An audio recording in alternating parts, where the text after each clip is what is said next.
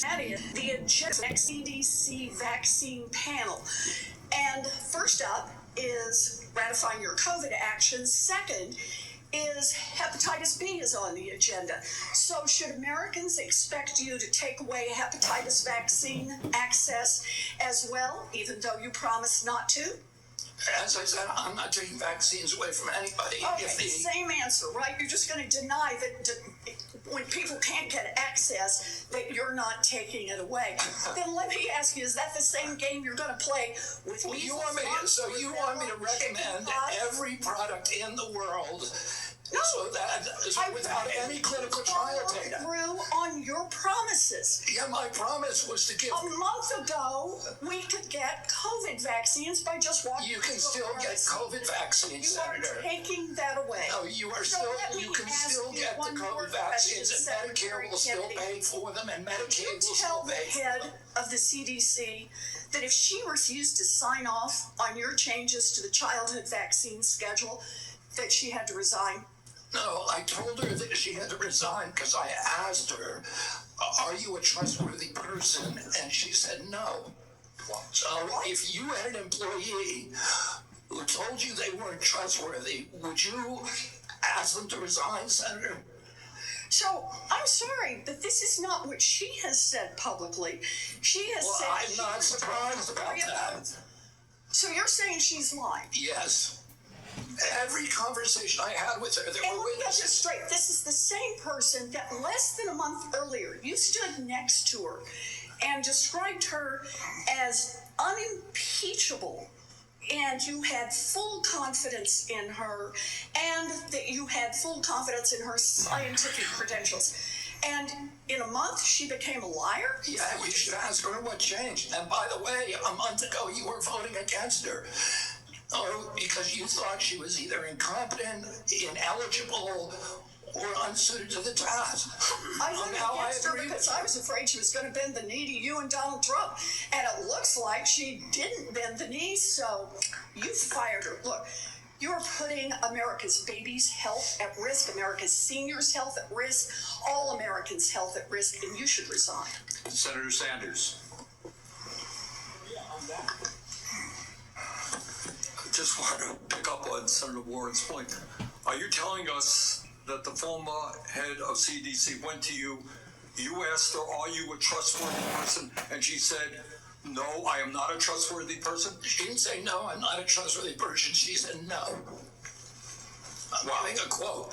And I asked her, no, 1 second. And you're also repeating now that she is a liar, correct? Which you wrote in the Wall Street Journal. She wrote that I fired her because she refused to sign on in advance for the ACIP committee. No, that's not accurate. All right, you're calling her a liar, and I look forward to her coming before the Health Committee, and maybe this committee as well. All right, Mr. Secretary, I've got a bunch of questions. Appreciate brevity in answering it. So-called beautiful bill threw 15 million Americans off of health care, substantially raised premiums, and it's going to have a terrible impact on nursing homes, community health centers, rural hospitals all over America. Very briefly, is that really making America healthy again? It's going to be the biggest infusion of federal dollars into rural health care in American history. Yeah, you know why? Because you're cutting $150 billion for rural hospitals, you're putting $50 billion back. That's not an infusion. That's a loss of $100 billion. All right, next question. President Trump, who I don't usually agree with, called COVID vaccines, quote, one of the greatest miracles in the history of modern-day medicine that saved tens of millions of lives worldwide. Scientific community agrees with Trump. Lancet study found that it prevented almost 20 million deaths during their first year of use. Secretary Kennedy, are President Trump and the medical community right, or do you still believe that the COVID vaccine was, quote, the deadliest vaccine ever made? No, first of all, I didn't say that. I said that in terms of affairs reports a while ago. I've said today, I think that President Trump should get the Nobel Prize. So who's right? Is Trump in the medical community right, or are you right? President Trump did an extraordinary piece of leadership. Is he right or wrong? did COVID save millions of lives? As I said, he got Americans back to work. At that time, that particular vaccine, which perfectly matched the virus that was circulating then, and I have no idea how many lives it saved, but it saved quite a few. You know, what I find a little bit weird in this discussion, I'm hearing it over and over again this morning, Mr. Chairman, is we've got the entire medical community on one side. You got the AMA representing hundreds of thousands of doctors, the American Academy of Pediatrics, the American Public Health Association. All of these organizations are telling us that COVID vaccine and vaccines in general are safe and effective. You are casting doubt on that. Who are who are the organizations that are agreeing with you and casting aspersions on vaccines? The primary advisors are Marty McCary, Jay Bhattacharya, Dr. Oz, Vinay Prasad. So you got a few doctors who agree with you, and I'm giving you the Not a few doctors. What you're talking about is there's a big difference, Senator, between established science and the scientific establishment, which has been co-opted by the pharmaceutical industry. So you're telling the American people that the American Medical Association, representing hundreds of thousands of people, have been co-opted and that they should not trust their doctors. And the American Academy of Pediatrics, and by the way, just for the record, every single Republican, I don't mean to be political here, Mr. Chairman, has received PAC money from the pharmaceutical industry. Are they all corrupt as well? And I'm telling you, the American Heart Association has been co-opted by the food Everybody but you, Senator. But you know what? When you ran for president, we have a corrupt campaign finance system. Maybe you'll agree with me on that. Okay, you were already president, you had $1 billion behind it. You received $300,000 from people, not from the industry, people in it, as I did, from individuals. You corrupt. President Trump got $3 million. Every Republican got corporate PAC money for the pharmaceutical industry. Democrats as well. Everybody is corrupt, but you? Is that what we're looking at? I don't think so. And I think the issue now... I don't even know what you're talking about. Well, I think you do know what I'm talking about. I don't know what you're talking about. The issue is every time anyone disagrees with you... Are you saying the pharmaceutical industry was supporting my presidential campaign? I'm saying, I'm not saying that. I'm saying that the pharmaceutical industry is a greedy institution which is charging us the highest prices in the world. They are pervasive. But to suggest that every institution, the AMA, the pediatrics people, is corrupt because they disagree with you is an insult to It's not that listen, people disagree with me all the time. I have arguments in my agency, heated arguments every day with Jay Bhattacharya, with Marty McCary, with Dr. Oz. You have given the names of a few people. I have given you the names of organizations representing hundreds of thousands of doctors and scientists. I yield, Mr. President. Senator Tillis. Thank you, Mr. Chair. Secretary Kennedy, thank you for being here. A couple of times you asked people if they were making a statement or a question. What I think I may do, just to give you a breather, is to make a statement with a lot of questions. And just for the record, I'd like for you to have the opportunity to have your staff respond. I can't conclude from the discussion today where you are on warp speed. So I would like the definitive statement on exactly where you are. Was it good? Was it bad? Were the things that worked? Were the things that didn't work? I can't discern that from what you said here. I, for one, think that it was a signature accomplishment of President Trump, and the mRNA platform is something. I agree with that. I look forward to you giving us a detailed statement on exactly where you are with warp speed. I'm not a doctor. I'm not a trial lawyer. I'm a boring management consultant. Another question that we'll submit in the record, I'll give you directionally where we're going. I don't see how you go over 4 weeks from a public health expert with unimpeachable scientific credentials, a longtime champion of MAHA values, caring and compassionate and brilliant microbiologist, and 4 weeks later, fire her because at least the public reports say because she refused to fire people that work for her. So as somebody who advised executives on hiring strategies, number one, I would suggest in the interview, you ask them if they're truthful rather than 4 weeks after we took the time of the U.S. Senate to confirm the person, just for the future nominee that we're going to have to consider. But I do also believe that some of your statements seem to contradict what you said in the prior hearing. You said you're going to empower the scientists at HHS to do their job. I'd just like to see evidence where you've done that, and I'm sure that you will have some. You will do nothing that makes it difficult or discourages people from taking vaccines. There seem to be several reports that would seem to refute that, but I'd rather you just respond to it. I'm not going to come here and impose my belief over any of yours. That, again, seems to be contradictory to the firing of a CDC director, the canceling of mRNA research contracts, firing advisory board members, attempting to stall NIH funding, eliminating funding for the $500 million for further mRNA research, and just want an answer for it. On HR 1, I believe you know my concerns about HR 1. I've had several meetings with, and HR 1 is the big beautiful bill, OB3, whatever the brand is. But I'm still, I've got an office with 60 staff, including half of them in state office. I've had 3 different estimates of the economic impact on the state of North Carolina. Can I get your commitment? And I have been looking for somebody that's far more resourced than an office of 30 people up in here in D.C. to disprove my estimates with respect to the impact on North Carolina, period.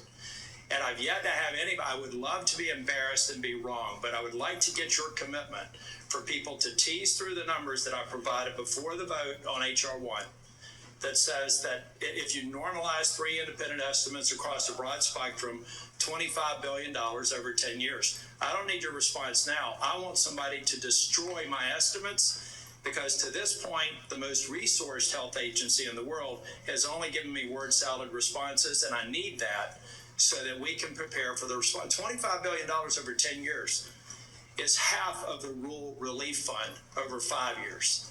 And so we just need to have that fact as a matter of policy so that we can go in North Carolina and absorb it. And I know every state's different, and I'm assuming every one of my colleagues here have done the math for their states, not focused on that. But I want you to destroy my estimates and if they're in fact wrong, and I want you to acknowledge them if in fact they're right. That will come into question as well.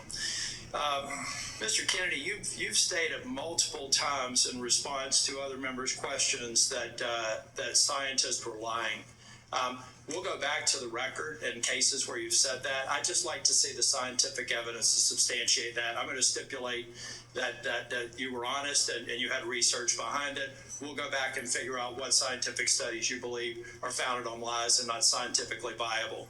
And then finally, I just want to give you an opportunity. Apparently in the exchange with Senator Bennett, you said you agreed with Dr. Levy's statements, who said that the mRNA vaccine causes serious harm, including death, particularly in young people. They said you agreed with that comment. Did you agree with that comment or not? I think that's true, yeah. Okay, thank you. Thank you, Mr. Chair. Thank you, Mr. Tillis. We now have Senator Smith. You're recognized. Thank you, Mr. Chair. So, Mr. Kennedy, I have sat here for the last many minutes and listened carefully to your testimony. And I think actually Senator Tillis laid out so many of the ways that what you have said has contradicted yourself and others. I don't even know where to start. So I'm going to start here. Over the last 8 months, you have claimed to make America healthy again. But in actual fact, you have led the charge in the Trump administration to destroy what is best in our healthcare system. And your denials and your evasion and your lies here do not change that. You are the Secretary of the Health and Human Services. Yet you're trafficking in these fringe idea and discredited theories that are completely out of step with the scientific consensus. And you seem to be willing to say anything in the moment, even if it's untrue. So last time you were before Congress, Secretary Kennedy, you claimed, and I quote, "I have never been anti-vax. I have never told the public to avoid a vaccination." But in a podcast, you said the opposite. You said there's no vaccine that is safe and effective. So that sure sounds anti-vax to me, Secretary Kennedy. So let me ask you, when were you lying, sir? When you told this committee that you were not anti-vax, or when you told Americans that there's no safe and effective vaccine? Both things are true. Oh, so more denial, more back and forth. I mean, here's what I know. Here's what I Want me know. to explain why, Senator? You just No, want to... actually, I want you to listen to me. Okay, go ahead. I want you to listen to me, because I've been listening to you. You said that ACIP is an independent panel after you stocked it with your picks. You said that you want evidence-based science, but it seems that what you mean is evidence that supports your view, not the scientific consensus. I mean, you dared to sit there and call my colleague from New Hampshire a liar when she presented you with facts that don't support your view of the world. It's incredible. But let me move on. Just last week, in the days after the tragic shooting at Annunciation Catholic School in my home state of Minnesota, you went on Fox News blaming school shootings on antidepressants. You have no evidence of that because you have no evidence of a connection. And you want to talk about... You're just saying something. You're just making stuff up. You know, this is what you say, right? Secretary Kennedy, when someone presents you with information that does not fit... I did not blame that shooting. I have no idea whether... I have no idea, and I never said that. You're making it up. You're twisting. Yeah, you are. Secretary you are being Kennedy, dishonest right now. if you want to talk about mental health and gun violence in this country... If you want to talk about mental health and gun violence in this country, we should be talking about that, because that's what the parents of Annunciation School... You don't want to talk. You want to about. harangue, and you want to politically, you want to have partisan politics. That is, I want to actually solve these problems. Ms. Secretary Kennedy, what the Trump administration is doing right now is making it harder for people in this country to get access to mental health care. So don't talk to me about solving the mental health care crisis when you are making it harder. You cut Medicaid, which is the #1 payer for mental health care services in this country. You decimated the agency at Health and Human Services that focuses on mental health and substance abuse. That's what states count on. They're cutting their services to schools as a result of that. Several years ago, in a bipartisan way, Congress came together and passed the Safer Communities Act, which made important investments in mental health care and did some important, though small, things to reduce access to guns. What do? You propose cutting that funding. This is what we're talking about in your leadership in the Department of Health and Human Services. If you want radical transparency, as you talk about, I mean, take a look at what you are doing. And, you know, I've heard a lot about MAHA today while we've been here. There's a lot of Americans, Secretary Kennedy, who trust you, who believe what you say, especially when you say you're standing up to corruption. And I think that they need to know, you apparently have a lot of influence with President Trump. Did you ask him not to roll back these regulations that are stopping the big corporations from dumping heavy metals and endocrine disruptors into our soil and water? I mean, there's no evidence that you have been even opposing that. Did you do anything to stop the Trump administration from rolling back this handout to big pharma that makes it easier for the big drug companies to charge more for cancer drugs? No, you presided over that. I mean, it's stunning, really, what's happened over the last 18 months. It's stunning to me. And I just hope that in this moment, our colleagues, though there's hardly anybody left in this room, are going to think about what it is that you've done, what your legacy is going to be at the Health and Human Services Agency, and pay attention to the damage that is being done here. Senator Marshall. All right. Thank you, Chairman, and welcome, Mr. Secretary. One of your themes for the CDC is transparency. And I think when I hear you talk about transparency,